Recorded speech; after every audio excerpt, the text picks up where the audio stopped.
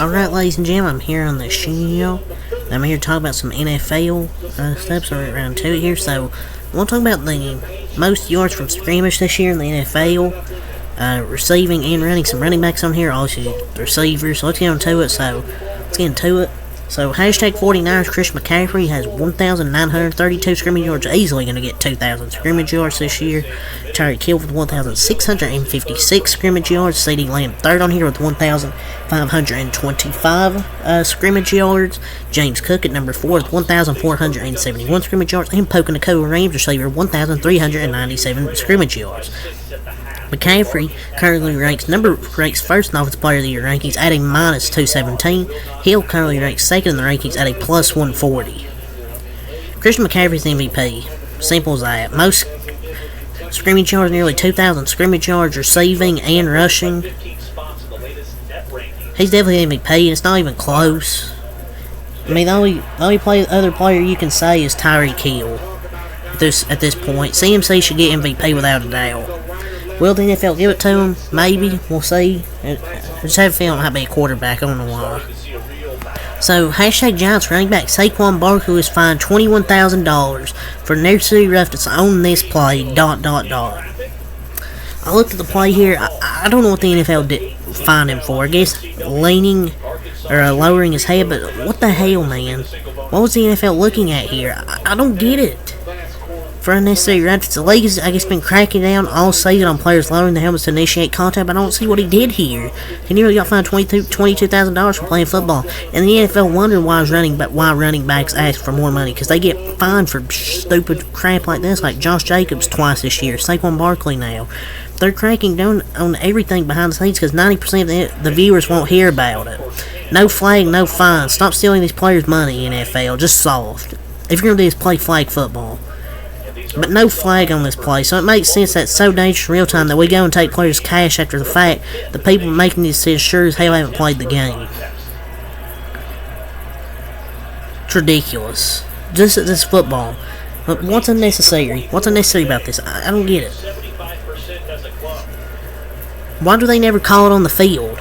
But then they look at it and say, oh yeah, here's a fine, we're going to take your money here. Like, I mean, I'm 100% for player safety, but this is just ridiculous. She got fined. They pretty much just stole $22,000. So, hashtag Vikings wide receiver Justin Jefferson was fined $14,000 by the NFL for acting like he was shooting a gun during his touchdown celebration. The NFL did not approve of this, quote, violent gesture. Roger Goodell's making millions on fines alone this year. They're stealing money.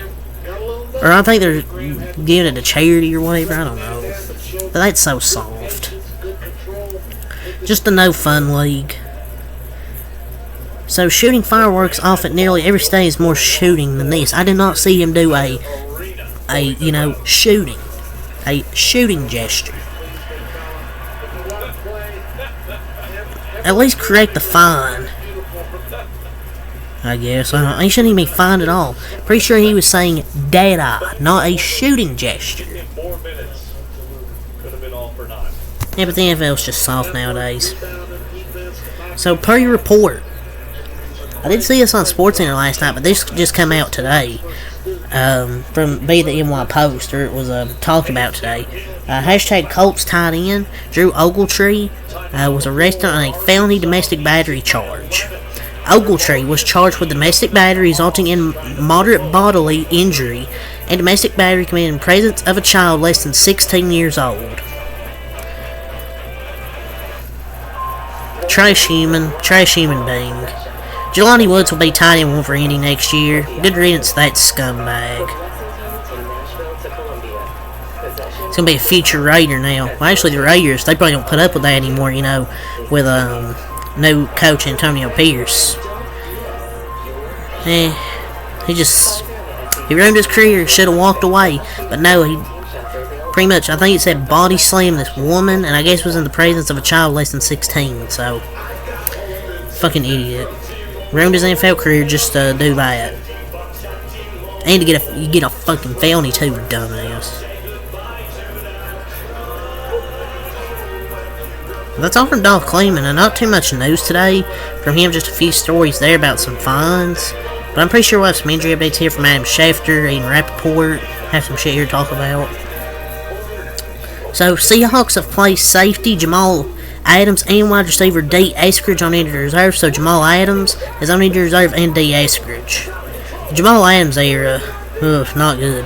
I think Jamal's played his last year with Seattle. He's just always injury prone, and besides stopping the run, he just isn't a good player. I think it's over for him with the Seahawks. I don't see them bring him back.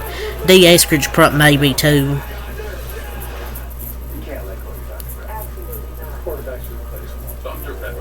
But yeah, Jamal's definitely doing that team.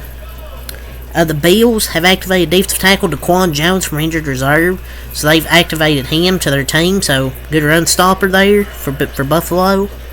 With wide receiver Cortland Sutton ruled out, and wide receivers Jerry Jeudy and Marvin Mims listed as questionable for Sunday's game versus Chargers, the Broncos have promoted wide receiver Michael Bandy and elevated wide receiver Philip Dorsett to their active roster. Hey, Philip Dorsett, haven't heard that name in a while.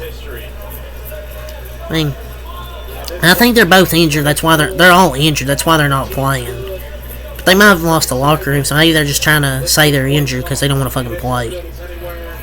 Now the Saints have placed offensive tackle Ryan Ramczyk on injured reserve and assigned offensive tackle Cameron Fleming to their active roster from the practice squad. Well, their season's over. So many injuries. He thinks he's had a knee injury this year, and they placed him on injured reserve finally.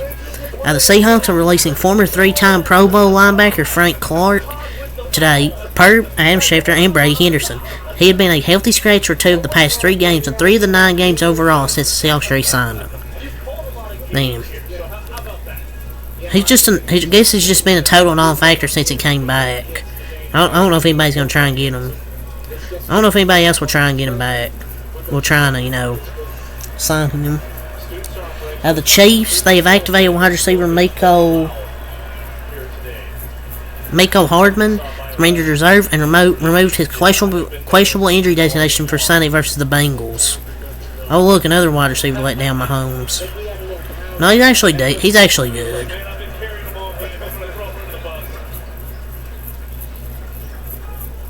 New England has downgraded starting safety Jabril Peppers, hamstring, and wide receiver Kayshon Boutte illness to out. So those 2 players are out against Buffalo, and they're just trying to lose.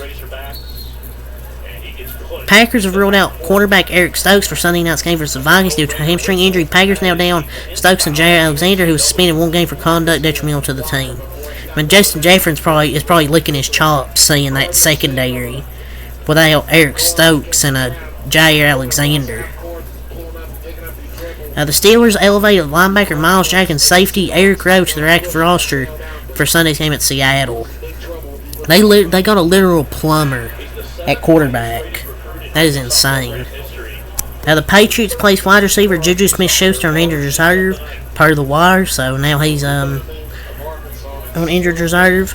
Chiefs running back Isaiah Pacheco is cleared. The NFL's concussion protocol said is expected to play. Source said he was listed as questionable with a concussion, also shoulder injury. So he's passed the concussion protocol and he's back for this week. So with Jacoby Brissett now questionable with a hamstring, Jake Fromm is signed to the active roster. With some more transactions, Dolphins elevated linebacker Melvin Ingram to the active roster from the practice squad, and the Jaguars activated offensive lineman Cam Robinson from injured reserve. So, yeah, it's really all for the NFL news. So until next time, Matt Light. Peace.